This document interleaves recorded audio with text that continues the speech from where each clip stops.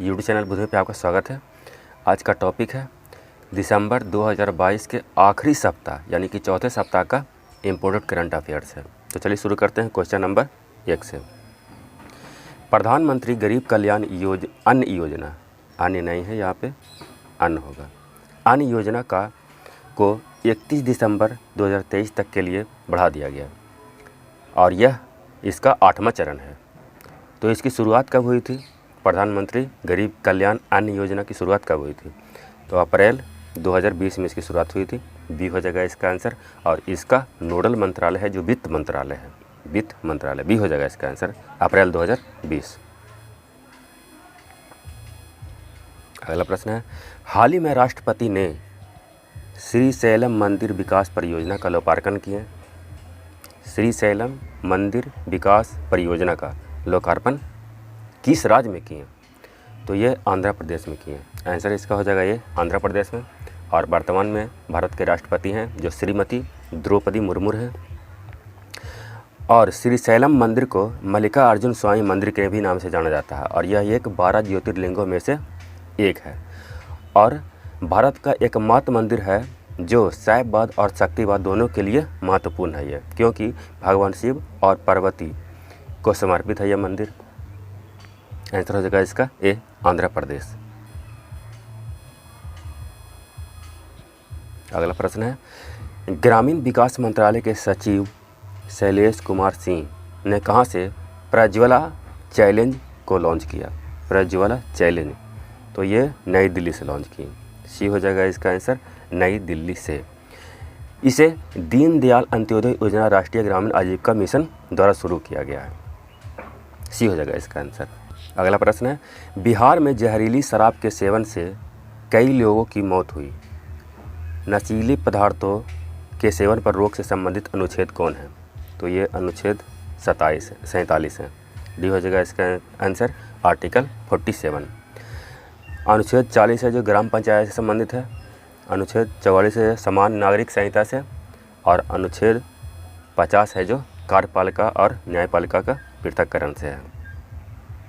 D हो जाएगा इसका आंसर, अनुच्छेद 47। अगला प्रश्न है, राइट टू रिपेयर पोर्टल को किन्होंने लॉन्च किया? Right to repair portal Piyush Goyal ने किए। ए हो जाएगा इसका आंसर, पीयूष गोयल। और पीयूष गोयल हैं जो वर्तमान में कपड़ा, वाणिज्य और उद्योग मंत्रालय, उपभोक्ता मामले और खाद्य और सार्वजनिक वितरण मंत्री हैं ये पीयूष गोयल। इसके लॉन्च होने से भारत में उपभोक्ता सशक्तिकरण को बढ़ावा मिलेगा, उपभोक्ता सशक्तिकरण को बढ़ावा। ये हो जाएगा इसका आंसर। अगला प्रश्न है, फरवरी 2023 में U20 की शेरपा बैठक का आयोजन कहाँ किया जाएगा? तो यह है जो अहमदाबाद में किया जाएगा। सी हो जाएगा इसका आंसर। U20 एक ऐसा मंच है जो G20 के सदस्य देशों के शहरों के महापौर यानी मेयर को एक स्थान पे आने के लिए आमंत्रित करता है। और G20 के शेरपा वर्तमान में भारत से कौन है? तो नीति आयोग के पूर्व CEO अमिताभ कांत हैं। और वर्तमान में नीति आयोग के CEO कौन है? तो परमेश्वरन अय्यर हैं। सी हो जाएगा इसका आंसर, अहमदाबाद। अगला प्रश्न है, CEBR central for economics and business research, CEBR का फुल फॉर्म हो गया, कि रिपोर्ट के अनुसार भारत विश्व की तीसरी सबसे बड़ी अर्थव्यवस्था कब तक बन जाएगी? तो ये है जो 2035 तक बन जाएगी। डी हो जाएगा इसका आंसर, 2035 तक। छठी बार इजराइल के प्रधानमंत्री कौन बने? बेंजामिन नेतन्याहू बने। डी हो जाएगा इसका आंसर। और दीना बोलुआर्ट कहाँ के हैं? तो ये हैं प्रधानमंत्री पेरू के प्रथम महिला राष्ट्रपति हैं ये। पेरू के पहली महिला राष्ट्रपति हैं दीना बोलुआर्ट। और पेरू की राजधानी है जो लीमा है। आंसर तो इसका हो जाएगा बी। अगला प्रश्न है, सुशासन दिवस कब मनाया जाता है? तो सुशासन दिवस है जो 25 दिसंबर को मनाया जाता है। बी हो जाएगा इसका आंसर। और पूर्व प्रधानमंत्री अटल बिहारी वाजपेयी के जन्म उत्सव के रूप में ये बनाया जाता है सुशासन दिवस 25 दिसंबर को। और 26 दिसंबर को वीर बाल दिवस मनाया जाता है। 24 दिसंबर को राष्ट्रीय उपभोक्ता दिवस मनाया जाता है। अगला प्रश्न है, लोकायुक्त विधेयक पारित करने वाला, लोकायुक्त विधेयक पारित करने वाला देश का पहला राज्य कौन बना? तो ये महाराष्ट्र बन गया। डी हो जाएगा इसका आंसर। वर्तमान में महाराष्ट्र के मुख्यमंत्री कौन है? एकनाथ शिंदे हैं और उप मुख्यमंत्री देवेंद्र फडणवीस हैं। डी हो जाएगा इसका आंसर महाराष्ट्र। अगला प्रश्न है, भारतीय डेटा सुरक्षा परिषद द्वारा सरकारी क्षेत्र में सर्वोत्तम कार्य प्रणाली के लिए शीर्ष डेटा सुरक्षा पुरस्कार किसे दिया गया? शीर्ष डेटा सुरक्षा पुरस्कार दिया गया UIDAI को। बी हो जाएगा इसका answer unique identification authority of India को। यह आधार कार्ड को सुरक्षित रखने के लिए इसे यह पुरस्कार दिया गया है। बी हो जाएगा इसका आंसर। अगला प्रश्न है, पहला हवाई अभ्यास वीर गार्जियन 23 का आयोजन जनवरी 2023 में कहाँ किया जाएगा? तो वीर गार्जियन अभ्यास जापान में किया जाएगा। ये हो जाएगा इसका आंसर। देखिए, वीर गार्जियन और धर्म गार्जियन ये दोनों युद्धाभ्यास है जो भारत और जापान के बीच होता है। ये हो जाएगा इसका आंसर। अगला प्रश्न, तीसरी बार नेपाल के प्रधानमंत्री कौन बने? पुष्प कमल दहल प्रचंड बने। सी हो जाएगा इसका आंसर पुष्प कमल दहल प्रचंड। विद्यादेवी भंडारी वहाँ के राष्ट्रपति हैं और इन्होंने ही प्रधानमंत्री का शपथ पुष्प कमल दहल प्रचंड को दिलवाएं। सी हो जाएगा इसका आंसर।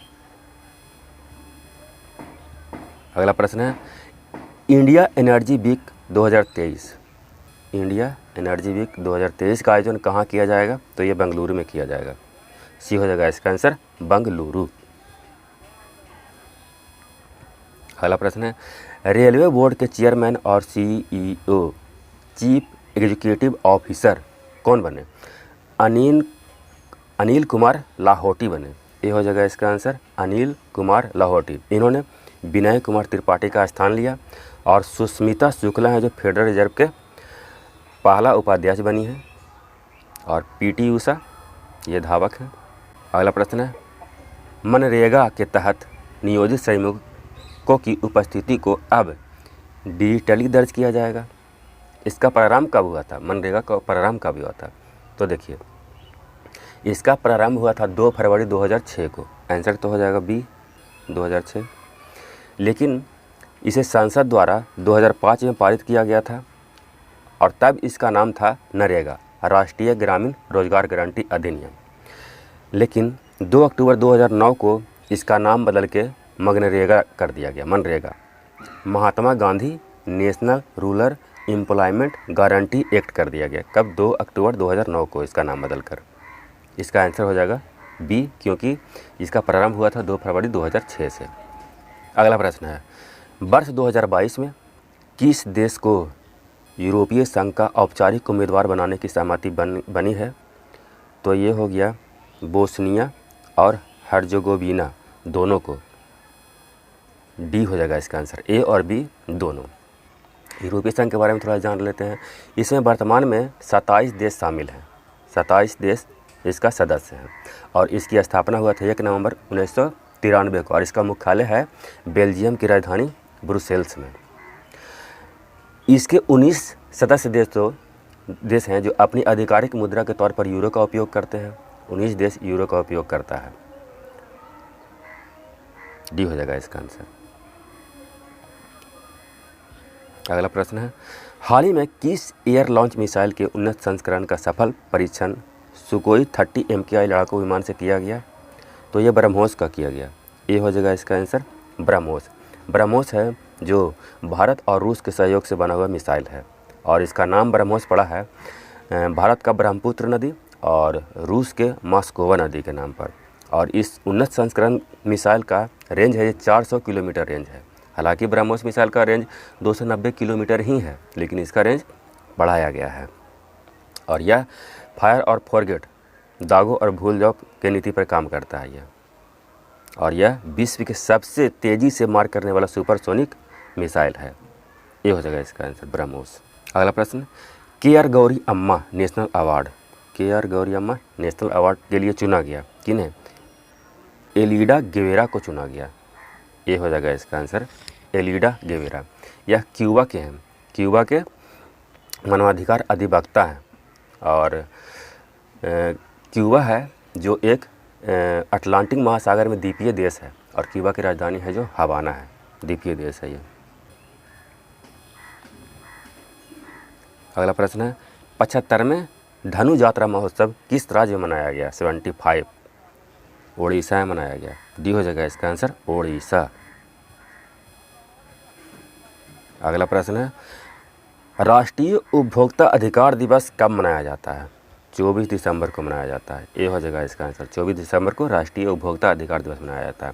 25 दिसंबर सुशासन दिवस, 26 दिसंबर को आपको मनाया जाता है वीर बाल दिवस और 28 दिसंबर को भारतीय राष्ट्रीय कांग्रेस की स्थापना दिवस मनाया जाता है।